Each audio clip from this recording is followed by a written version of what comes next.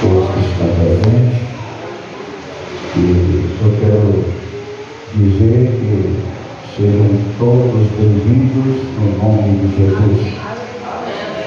E a bênção do Senhor repouse sobre cada um esta noite, fortalecendo as vossas almas.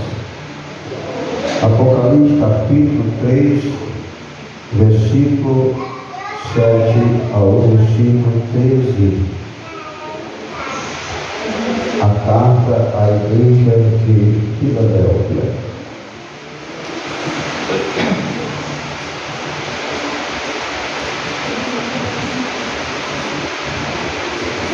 E o anjo da igreja que está em Filadélfia escreve: isto diz o que é santo, o que é verdadeiro, o que tem a chave de Davi, o que abre e ninguém fecha, e fecha e ninguém abre. Eu sei as tuas obras. Eis que diante de ti pus uma porta aberta, e ninguém pode fechar. Tendo pouca força, guardaste a minha palavra e não negaste o meu nome. Eis que eu farei aos da sinagoga de Satanás, aos que se dizem judeus e não são, mas mentem. Eis que eu farei que venham e adorem prostrados a teus pés, e saiba que eu te amo. Como guardaste a palavra da minha paciência, também eu te guardarei da hora da tentação, que há de vir sobre todo o mundo, para tentar os que habitam na terra. Eis que veio sem demora. Guarda o que tens, para que ninguém tome a tua coroa. A quem vencer, eu farei coluna no templo do meu Deus, e dele nunca sairá. E escreverei sobre ele o nome do meu Deus, e o nome da cidade do meu Deus, a nova Jerusalém que desce do céu, do meu Deus, e também o meu novo nome. Quem tem ouvido, ouça o que o Espírito diz às igrejas. Amém? Filadélfia quer dizer amor fraternal, né? Amor fraternal. Aquela igreja existente na época, o Senhor se revelou a João na ilha de Patmos e mandou que escrevesse a cada uma das igrejas esta carta, né? Uma carta dela. E ele manda assim escrever direto ao pastor da igreja, né? João estava exilado na ilha chamada Patmos por causa do Evangelho. Ele era o último dos que restavam dos apóstolos, né?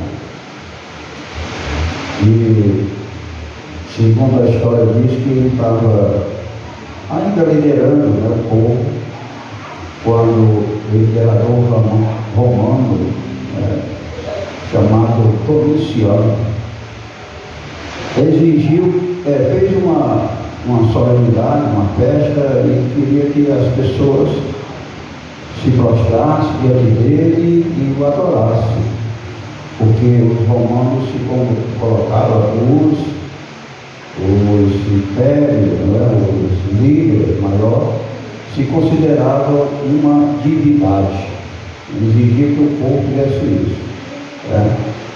E eles queriam muita honra, até porque há muitos estados em Israel que tem o nome dos imperadores romanos. No caso de Cesareia, é homenagem aos Césares, né? Tem até Cesareia de Filipe, que é homenagem aos Césares, e Filipe, porque Filipe era o filho do Herodes, o Grande, e foi governador desta região, a Cesareia. Eles chamavam de Cesareia de Filipe, porque Filipe era governador. Aí falou também esta honra.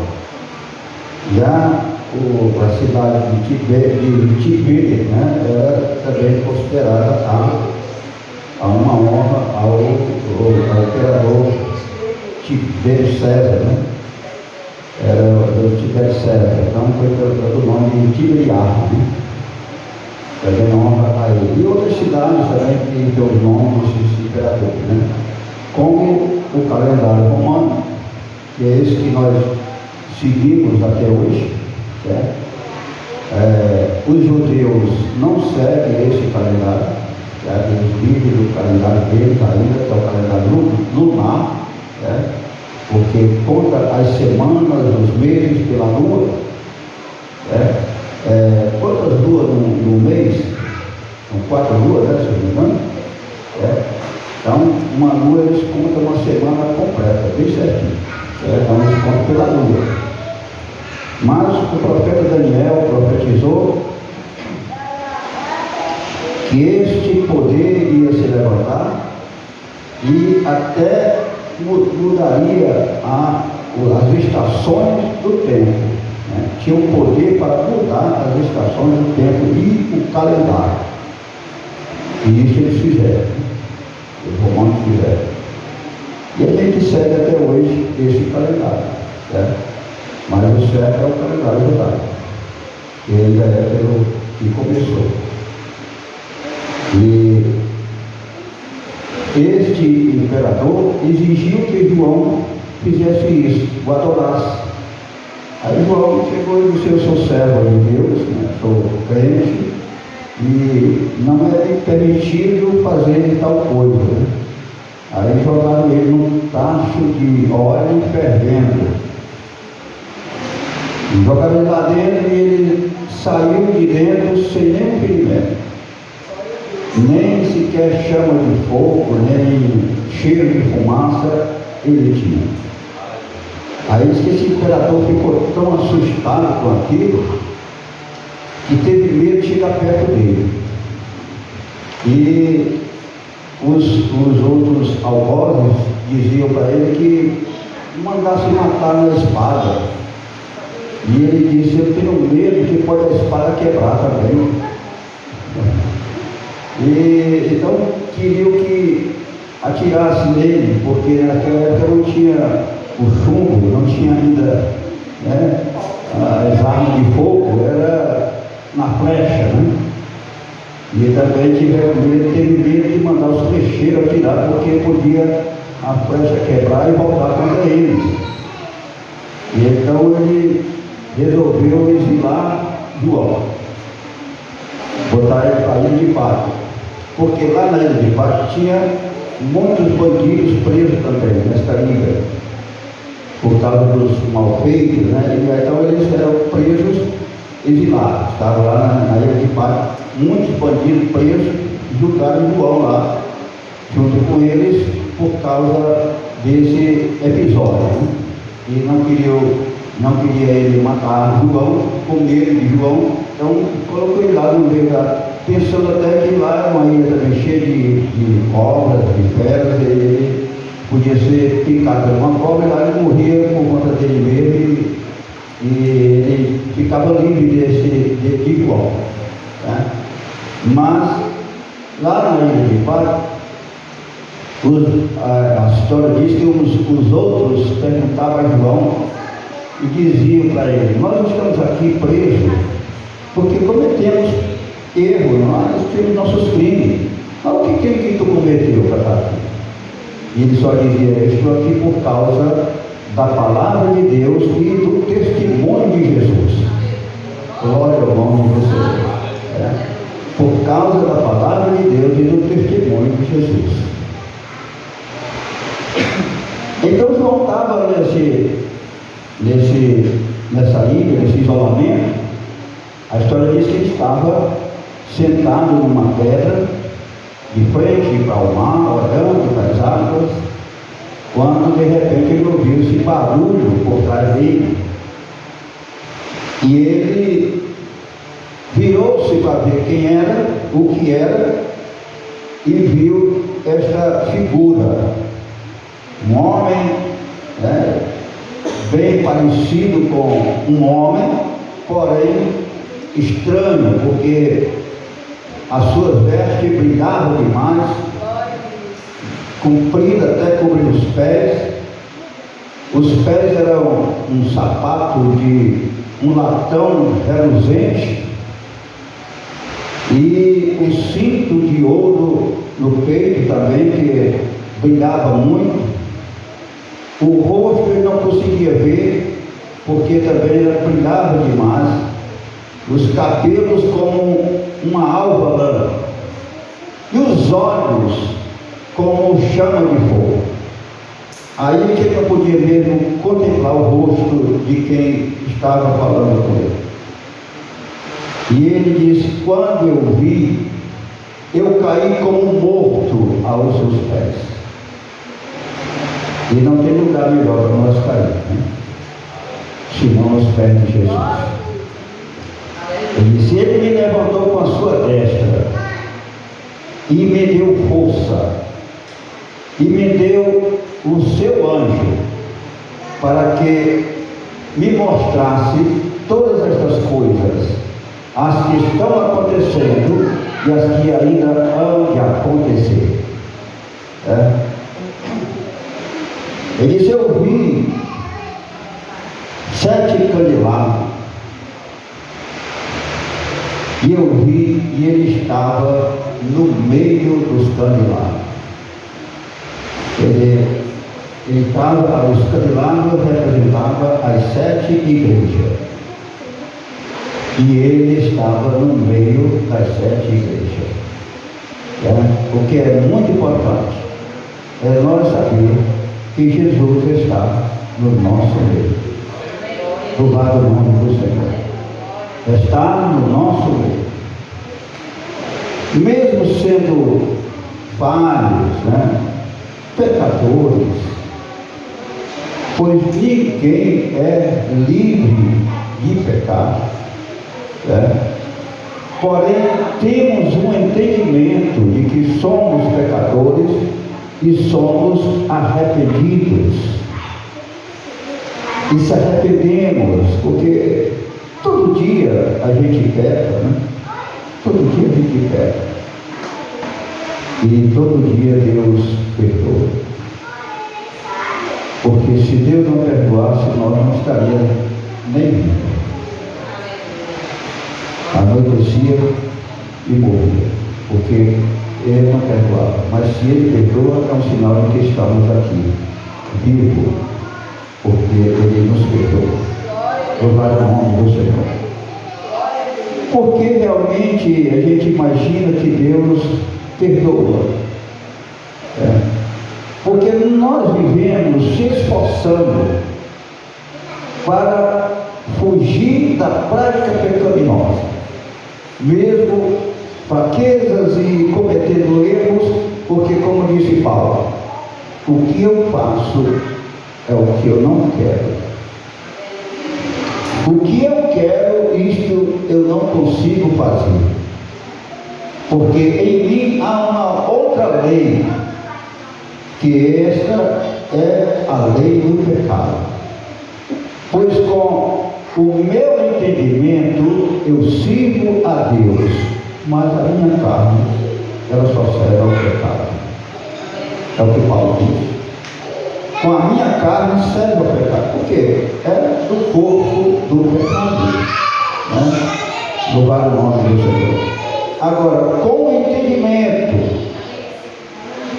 se vamos a Deus, entendemos que na minha casa do Senhor, para o adorar, estamos oferecendo o nosso holocausto a Ele, oferecendo o nosso sacrifício a Ele, que é simplesmente um culto de louvor e adoração ao Senhor. O apóstolo Paulo, na carta aos Romanos, capítulo 12, ele diz: eu rogo-vos, irmãos, pela compaixão de Deus, que apresenteis os vossos corpos não como sacrifício, diz por sacrifício, vivo e santo, e agradável a Deus, porque é o culto racional, é o vosso culto racional. Quer dizer que com o nosso raciocínio, com o nosso entendimento, sirvamos a Deus. O que quer dizer? Sabemos o que estamos fazendo diante de Deus, né? Louvado o nome do Senhor. Culto racional, o culto diretamente a Deus pelas nossas vidas que somos os instrumentos para este culto. Louvado o nome do Senhor. Por isso é que é necessário a gente saber o que estamos fazendo na casa do Senhor. Vamos fazer o quê? Mas a gente vê alguns movimentos que a gente fica assim até tonto, né? Duvidoso com o que está acontecendo. Será, meu Deus? Tem horas que eu fico até pensando, se para servir a Deus, por desse jeito aí, eu preciso aceitar Jesus ainda. Ainda não sou crente, porque eu não abraço essas coisas. Né? Certo movimento. Que às vezes as pessoas até você pergunta quando termina o culto, qual foi a leitura da palavra, como foi a mensagem, e pode ter certeza que essas pessoas não sabem nem o que foi que aconteceu no culto. Não sabem qual foi a leitura, qual foi a pregação da palavra. Porque foi movimento. Aí é como a história do Ahimaás, o servo de Josué,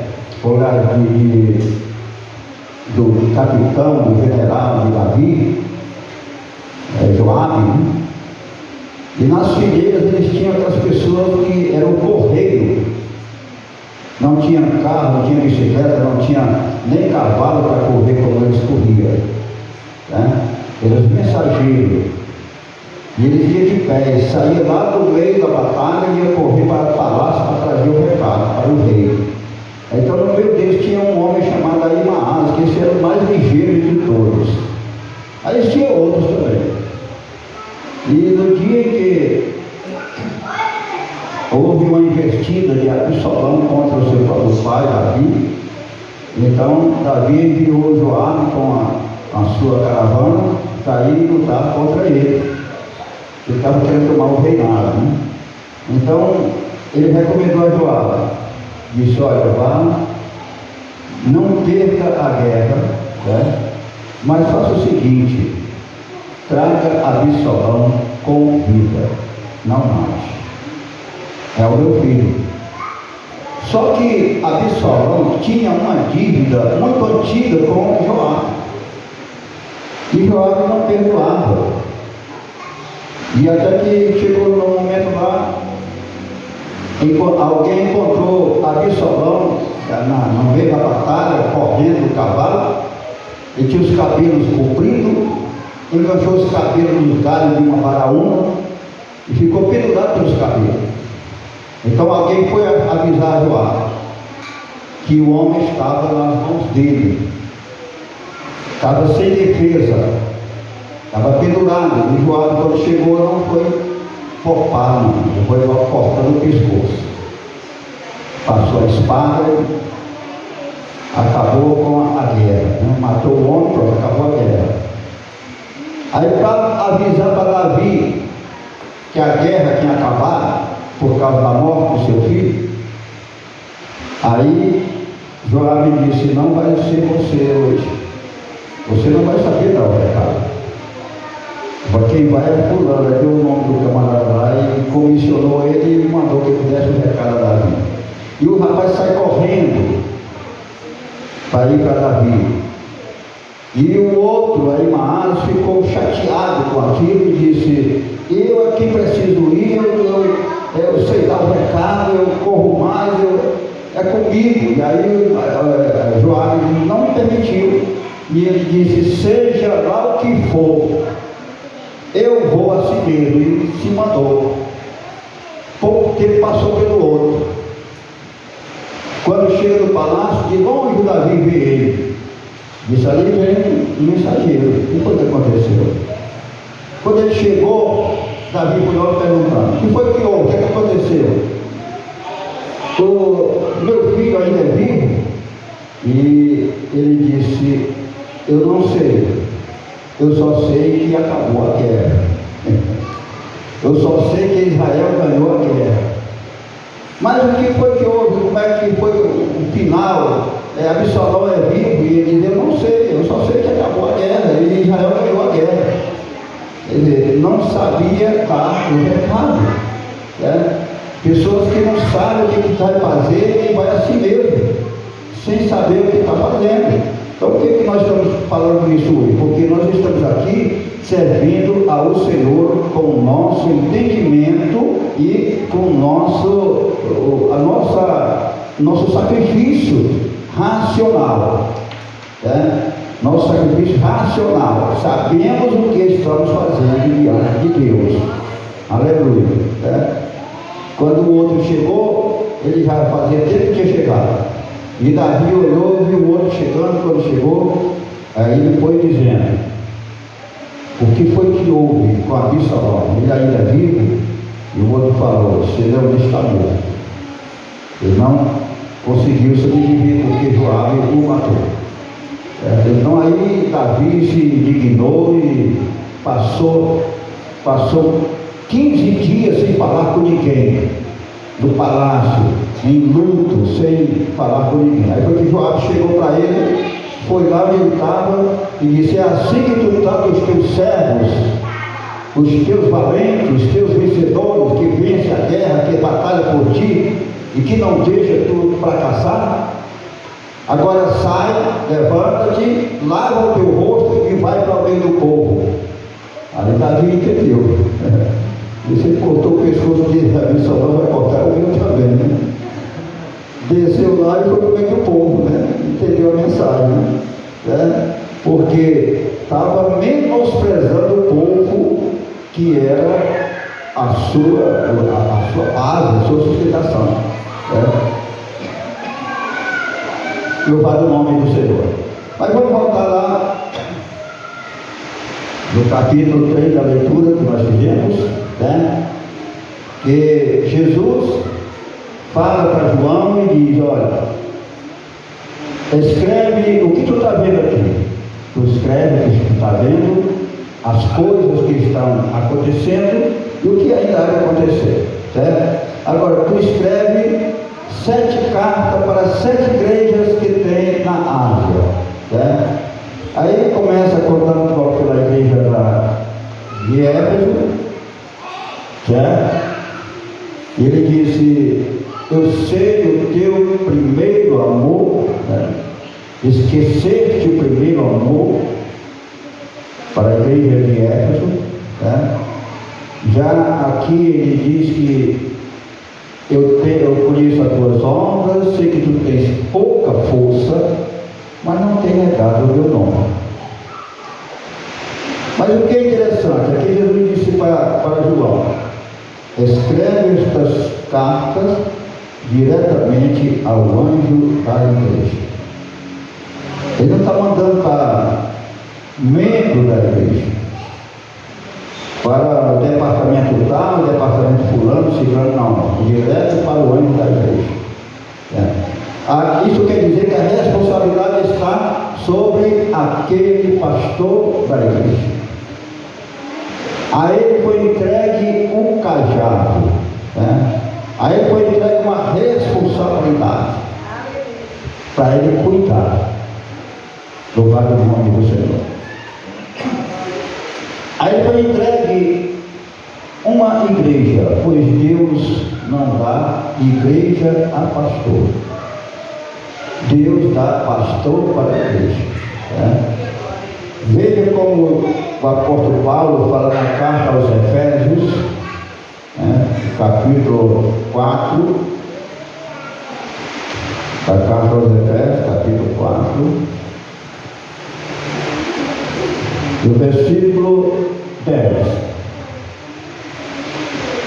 aliás, versículo 11: ele mesmo deu uns para apóstolos, e outros para profetas, e outros para evangelistas, e outros para pastores e doutores, querendo o aperfeiçoamento dos santos, para a obra do ministério, para a edificação do corpo de Cristo. Amém? Vocês vão entender? Deu como pastor e doutor. O que é realmente ser um doutor? Lá no tempo dos sacerdotes, lá tinha os doutores da lei. Os doutores da lei. O doutor é aquela pessoa que tem domínio sobre aquilo que ele está administrando, aquilo que é doutor. Então, deu para como pastor e doutor, para edificação do corpo de Cristo, quer dizer, para o aperfeiçoamento dos santos.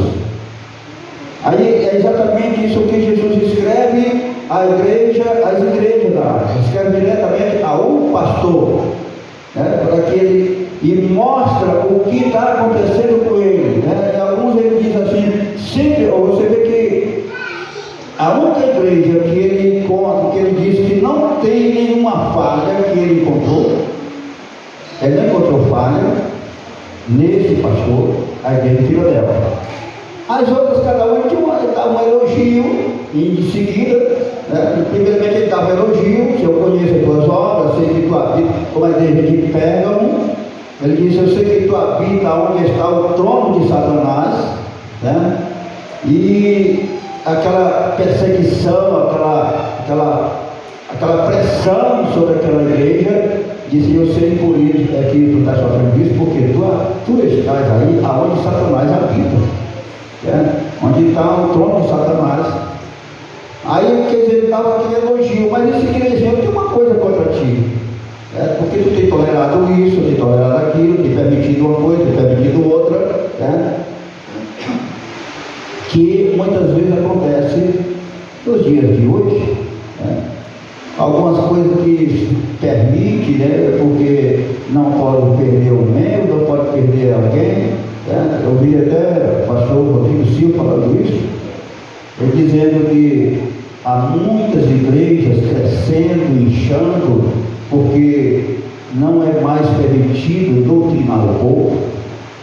E disse, não é de estranhar quando você vê uma igreja que não tem um crescimento, que o povo está ali todo o tempo naquela palavra, se sustentando ali naquela doutrina, e não tem crescimento. Ele disse, não é admirar, porque essa igreja é conservadora, é um povo conservador, e quando os outros não têm mais a conservação da doutrina, dos mandamentos, então continuar como está, vem e continua como está, e não tem ninguém para falar nada. Eu vi um pastor pregando e disse que foi pregar numa igreja, chegou lá, estava uma ruma de anjos pendurados, de cartolina, fez aqueles anjos de cartolina pendurados assim. Ele ficou olhando, aí o pastor da igreja disse, o que é que está na igreja? Ele está admirando esses anjos. Ele disse, isso é só para estimular o povo, para sensibilizar o povo. E ele disse, se você me permitisse, eu rasgava tudo agora. Por que você tem coragem de fazer isso? Porque o que sensibiliza o coração do povo é o Espírito Santo. Aleluia. É a palavra. Quando você prega a palavra, pela unção do Espírito, esta sim, sensibiliza o coração do povo. Louvado o nome do Senhor. Essas coisas aí é idolatria. O anjo disse até para Jesus, para João. João se prostrou para adorar o anjo e disse, não faça isso. Eu sou conservo teu, dos teus irmãos e dos teus irmãos. Adora a Deus. O anjo não permitiu que ele o adorasse. Louvado o nome do Senhor. É tão sério, né, irmão? As coisas de Deus para as coisas do mundo, que não pode ser confundido. Simplesmente adorar a Deus é adorar a Deus. Servir a Ele. O que foi que Elias fez lá com os baalitas, né? Diz: vocês escolham hoje. Se Deus é Deus, adore a Deus. Se não é, então adore a Baal. Mas hoje mesmo tire a conclusão. Por que vocês estão cocheando em dois pensamentos? Achando que Deus é Deus e que Baal também é Deus? Então escolha, separe. As coisas de Deus é nítida, é fácil de conhecer, são santas. E do mundo, são coisas do mundo que é onde a gente já vê, já sabe, já conhece. Louvado o nome do Senhor. O que Oséias diz? Capítulo 6, versículo 3 de Oséias. Ele diz: olha, conheçamos e prossigamos em conhecer ao Senhor. Louvado o nome do Senhor. Prossigamos em conhecer ao Senhor. Aí o apóstolo Paulo, o Senhor diz assim, ó, que ninguém pode se gloriar em si mesmo, nas suas obras, naquilo que faz. Porque se alguém tem que se gloriar, ele diz assim: se glorie nisto, em conhecer a mim. Louvado o nome do Senhor. Em conhecer a Deus. E quando se conhece a Deus, não se confunde. Não vai adorar outra coisa, servir outra coisa. Quando Paulo diz aqui na carta aos Romanos que ofereça o corpo por sacrifício santo e vivo, né? E adorar o Senhor quer dizer um sacrifício de entendimento, de raciocínio. Com raciocínio, é o culto racional. Aí quer dizer, tirar o corpo da prática pecaminosa, porque o corpo é do pecado, a carne é do pecado, mas você pode crucificar ela, tirar ela do corpo do pecado e passar a servir a Deus como um sacrifício santo. Louvado o nome do Senhor. Agradável a Deus. É um sacrifício. Amém? É um sacrifício. Você reservar o seu corpo para sacrifício ao Senhor é um sacrifício, né? Vivo e santo. Antes era sacrifício de algo morto. Matava um novilho, uma ovelha, um cordeiro e queimava em sacrifício ao Senhor. Isso era agradável. Mas o que é agradável hoje é o nosso sacrifício vivo. Aleluia. Tem até um provérbio africano que diz assim: olha, eu espero que quando a morte te encontrar, ela te ache vivo. É interessante isso. Ela te ache vivo. O que quer dizer isso? É que você esteja em plena atividade. Você não esteja lá como se estivesse vivo, mas está morto há faz tempo. Amém? Porque tem gente que parece que já está morto já faz tempo. Não tem ação para nada, não se move, não faz nada para agradar a Deus, para servir a Deus, já está morto. Agora, Paulo diz aqui que nós estamos aqui vivos para Deus, mas para o mundo nós estamos mortos. Estamos mortos sim, mas para o mundo. Que fomos mortos, ressuscitados, por isso que estamos vivos. Ressuscitados com Cristo na sua morte. Louvado o nome do Senhor. No batismo com a sua morte, nós fomos ressuscitados com Ele e vivemos agora em novidade de vida. Louvado o nome do Senhor. É o que Paulo diz lá no capítulo 6 da carta aos Romanos.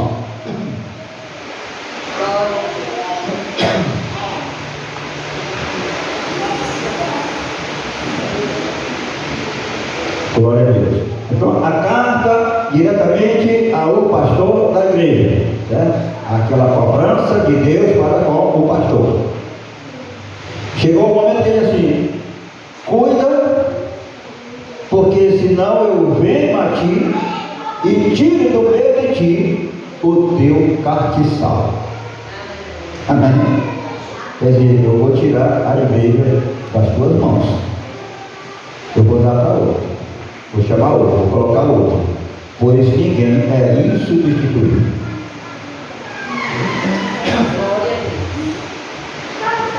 Eu sei as tuas obras, eis que diante de ti eu pus uma porta aberta e ninguém pode fechar.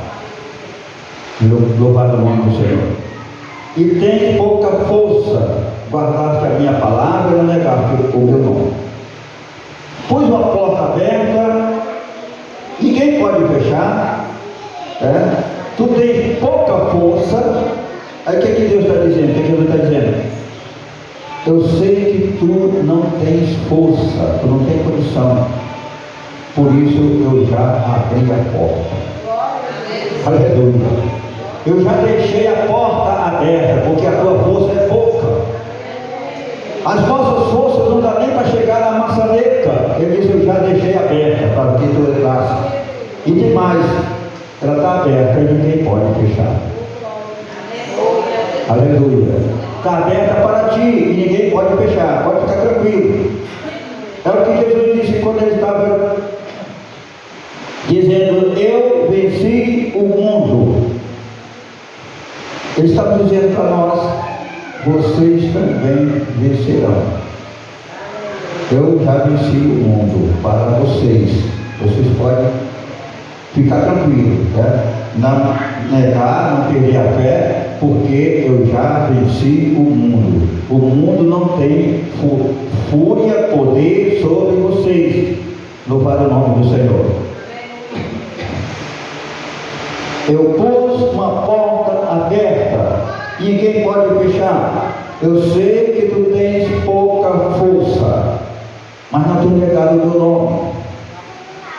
Isso é bem interessante, bem importante. Não negar o seu nome. Glória ao nome do Senhor.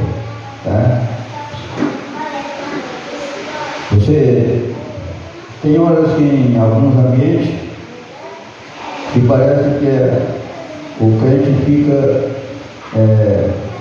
007.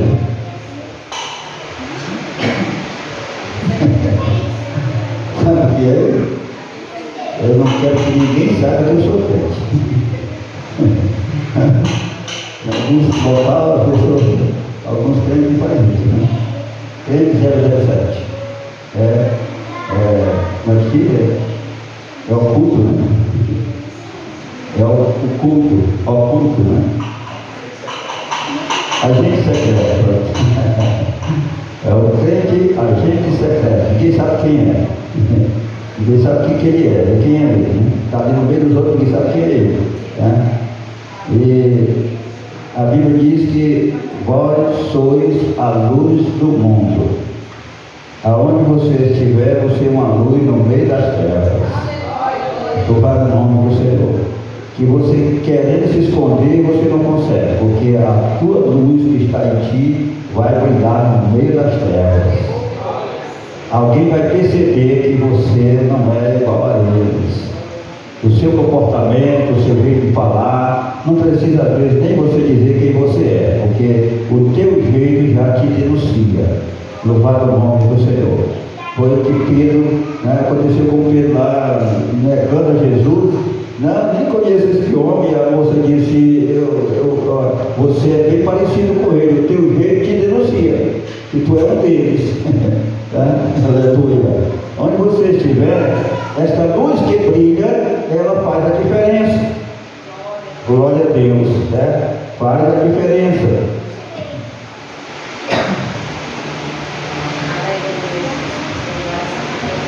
Louvado o nome do Senhor. Eis que eu farei aos da sinagoga de Satanás, aos que se dizem judeus e não são, mas mentem, eis que eu farei que venham e adorem prostrado aos teus pés e saibam que eu te amo. Louvado o nome do Senhor. Veja bem, irmãos, os que são da sinagoga de Satanás. Olha, quando Jesus fala assim, que a sinagoga de Satanás, ele está dizendo que há realmente um império, um poder paralelo, né?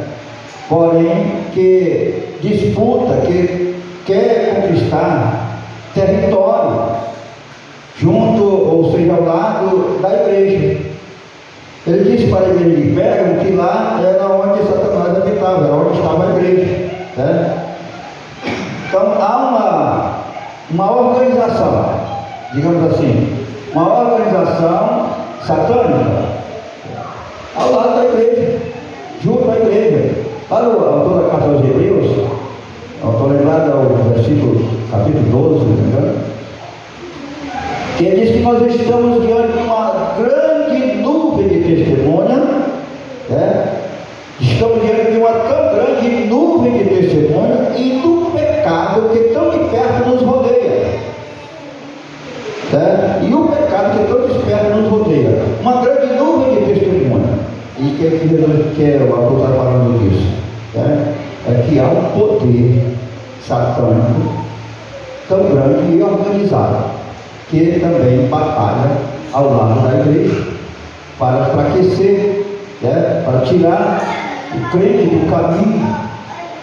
Primeiro, quando ele puder impedir que alguém se converta a Cristo, ele vai fazer isso até as últimas consequências, né?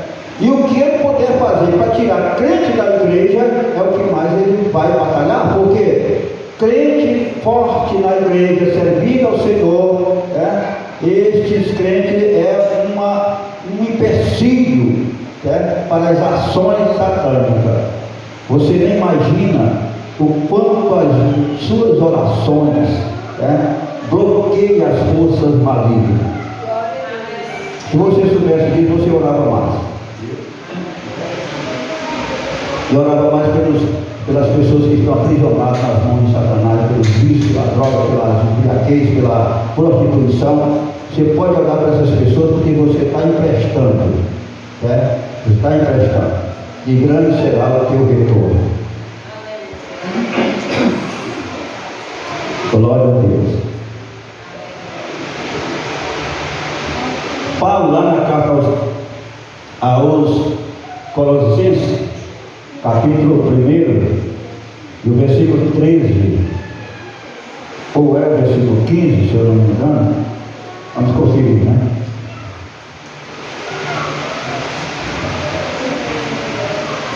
Colossenses, capítulo 1.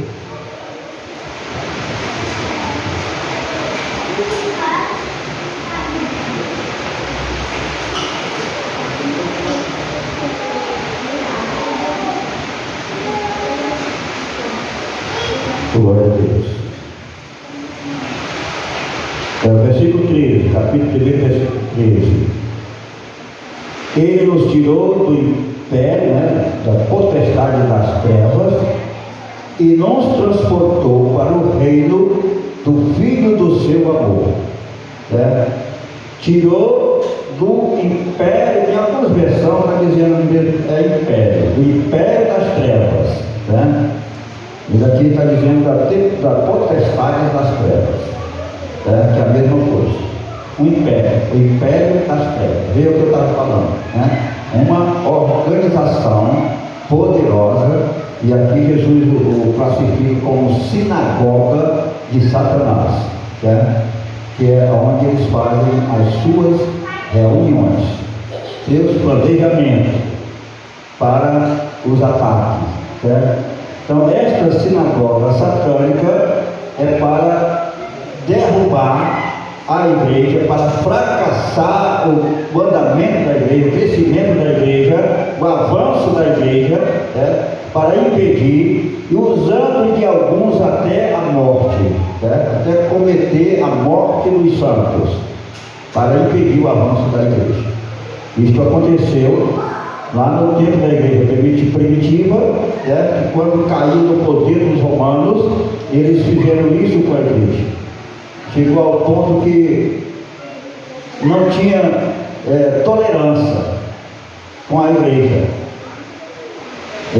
Os seus irmãos já viram algum exemplo assim, que eles pegavam fazia aquelas cercas, aquelas madeiras de pé, assim, tudo feito aquele círculo, e colocava os irmãos crucificados, amarrados naquela cerca e passava fogo, né? Era assim que era torturado os irmãos e queimado a fogo, certo? Os crentes daquela época, certo? Até que chegou ao ponto que eles desistiram de matar, porque matava mesmo, e eram muitos, matavam milhares, e até que eles conseguiram, vieram a desistir, porque perceberam que o sangue dos crentes era como uma semente quando caía no chão. Eles disseram: não adianta mais matar esse povo, porque o sangue deles é como uma semente, quando cai no chão se produz muito mais. Nós matamos milhares e de repente tem milhares ali para a gente matar, ninguém consegue vencer, né? Até que um homem chamado Constantino, um imperador romano, que estava na época do seu poder, ele teve uma visão com Jesus e se converteu. Aí foi quando ele fundou a Igreja Católica, né? Aí dali foi a fundação da Igreja Católica, que teve mais algumas coisas para a gente estudar ainda melhor sobre esta fundação, né? Mas começou com ele, que ele era um homem que se converteu a Cristo, o imperador romano, e aí pediu a mortandade dos irmãos, né? Ficou um remanescente da igreja, e aí ficou em cada região um presbítero, né? E depois passaram a dar o nome de bispo. Em cada região colocava aquele líder, e aquele líder era chamado de bispo. Dali começou a Igreja Católica Apostólica Romana, que eles, segundo eles, era do fundamento dos apóstolos, né?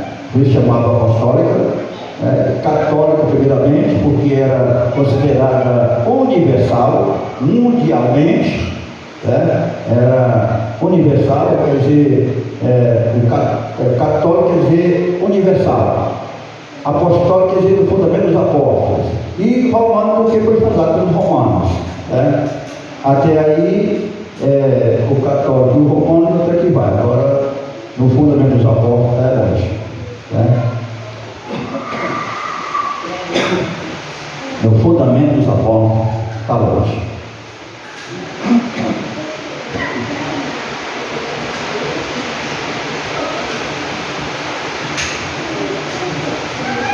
Esta sinagoga de Satanás era realmente a perseguição para eliminar a igreja, para parar o crescimento da igreja, o avanço da igreja. Tanto que os apóstolos foram levados ao sinédrio pelas autoridades lá dos romanos e os judeus, levaram eles para uma reunião, e o propósito deles era matar os apóstolos naquele dia, né? Estavam prontos para matar os apóstolos, Pedro, João e outros que estavam juntos, era matar eles todos.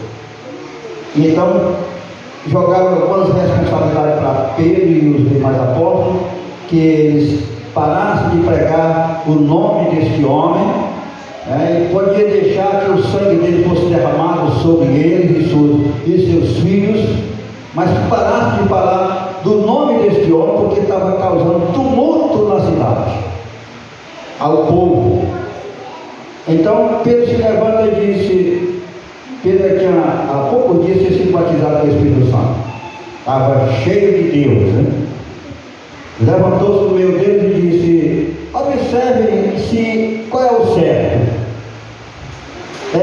obedecer a Deus ou aos homens, porque o que nós estamos fazendo é pregando a palavra de Deus, estamos obedecendo a Deus, fazendo o que Ele mandou. Então eles ficaram assim, observando aquilo e admirando até com que autoridade e como eles tinham sabedoria para falar, porque sabiam que nenhum deles tinha formação nenhuma, eram todos indoutos, né? Iletrados. Então eles perceberam que eles não tinham uma sabedoria incomparável. Aí eles começaram a conversar à parte, e aí disseram uns para os outros: Eles têm tanta sabedoria, de onde eles aprenderam tanto isso? São idosos, são iletrados, mas aí entenderam que eles tinham andado com Jesus. Aleluia! Entenderam que eles tinham andado com Jesus. E eles nunca se encontraram com Jesus para pegar Jesus em contradição. Tudo que eles falavam, Jesus sabia responder e também interrogá-los. Então eles viram que em Jesus havia uma sabedoria que era incomparável e eles estavam aprendendo com Jesus.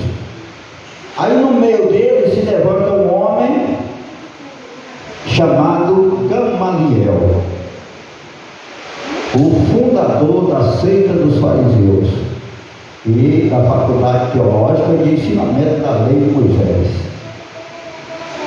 Pois para assumir o sacerdócio tinha que passar pelas mãos dos fariseus, que era pelo Gamaliel.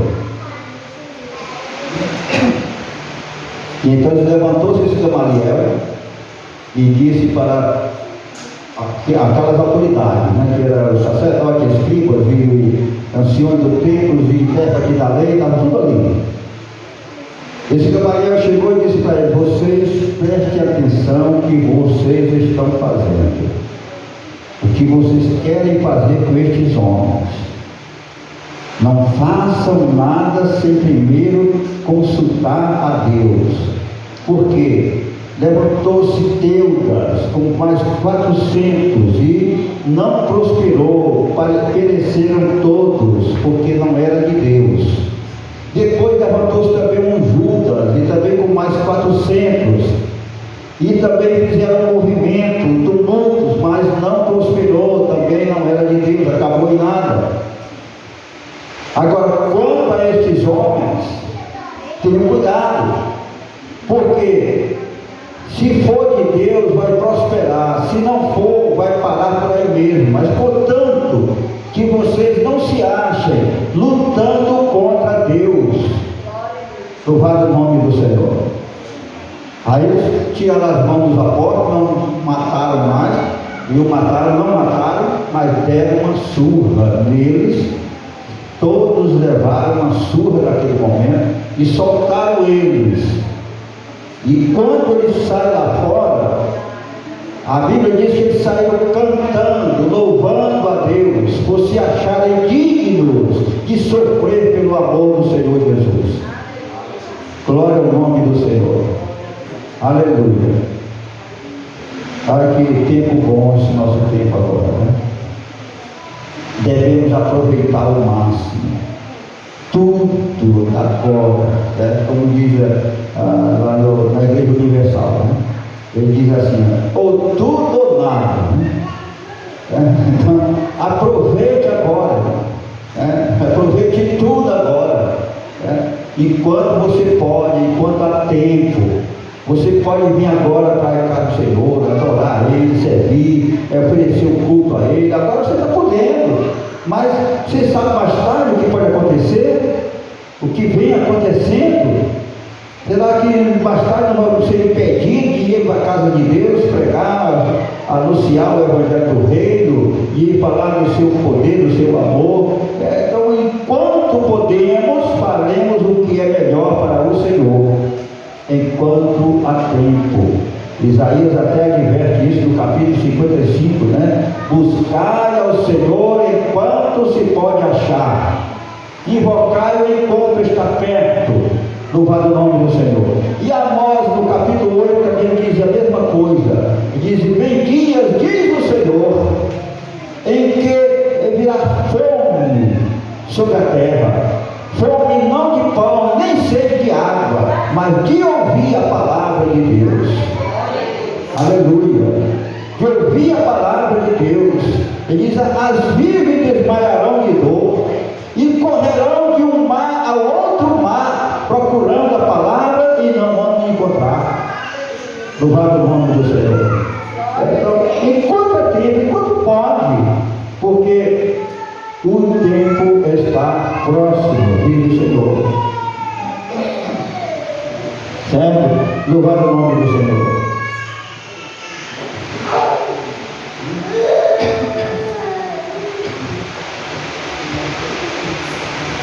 Glória a Deus. Já está chegando a hora do braço, né? O braço é. O versículo 11: eis que veio sem demora, guarda o que tens, para que ninguém tome a tua coroa.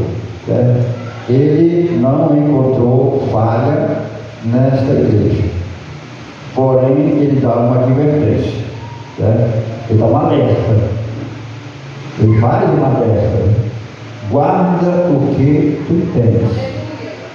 Com certeza ele encontrou algo bom na sua vida e está pedindo para você guardar, você conservar até que ele venha. Aleluia. Essa perseverança, essa fé, essa confiança, ele disse: guarda isto, guarda o que tu tens, a intrepidez, o prazer de estar servindo ao Senhor, guarda, porque para que ninguém tome a tua coroa.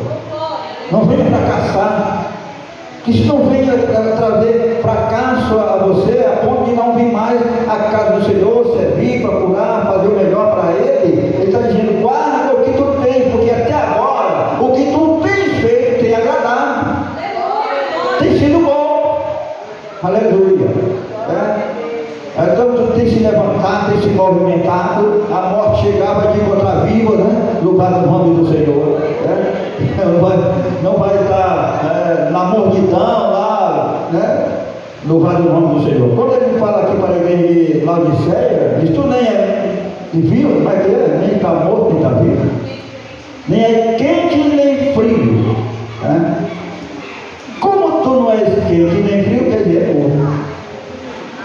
E o morno, é uma coisa ruim, né? Quando você toma um copo de água fria, é bom. Mas se é preciso você tomar um copo de água quente, você toma e vai queimando a garganta, não é bom. Agora a água morna provoca logo um vômito. Aí o que é que Jesus está dizendo? O que tu está fazendo está me causando mal-estar. O que tu faz está me causando mal-estar. Eu estou a ponto de vomitar da minha boca. Está causando mal-estar o que tu está fazendo. Não está agradando, não serve. O que tu está fazendo é coisas ruins. Está me causando mal-estar. É o que causa uma água morta quando você bebe. Segundo os teólogos, os entendidos, eles dizem que essa igreja, essa cidade de Laodiceia, próxima à cidade, tinha algumas fontes de água, que essa água era como a água do Mossoró. Lá em Mossoró, toda hora que você chega, as águas é morna, é quente nas torneiras. Assim era as águas lá de Laodiceia. As pessoas que não conheciam, quando vinham, chegando na cidade, passavam por aqueles chafariz e tomavam daquela água. E quando eles tomavam, ele causava mal-estar e provocava vômito, porque essas águas eram águas mornas. Aí Jesus fez essa palavra, fez essa carta, dando a recomendação que era como aquelas águas lá da próxima Laodiceia. Tinham as torneiras, os chafarizes, as pessoas que vinham de fora e chegando ali, que o povo estava muito de pé na época, caravana de pé, aí chegava aquelas fontes de água, uma coisa para saciar a sede, lavava logo a cabeça, o rosto, metia a cabeça no tanque d'água logo, mas aí agora morna, quente, e por isso Jesus fez essa carta, mandou escrever a carta, dando essa recomendação, que era morna, não era, se fosse quente ou fria, era melhor, Louvado o nome do Senhor. Amém? Vamos ficar de pé, vamos celebrar a ceia do Senhor.